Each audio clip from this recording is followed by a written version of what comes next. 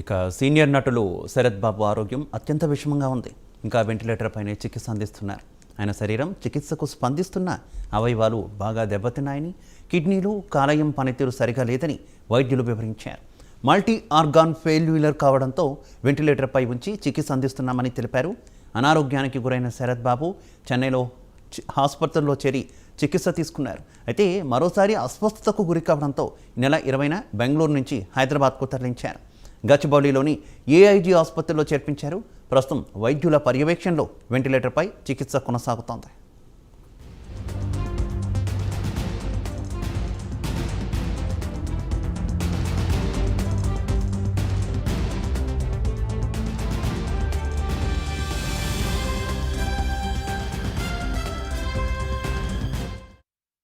Senior నటులు శరత్ బాబు ఆరోగ్యం అత్యంత విషమంగా ఉంది. ఇంకా వెంటిలేటర్ పైనే చికిత్స అందిస్తున్నారు.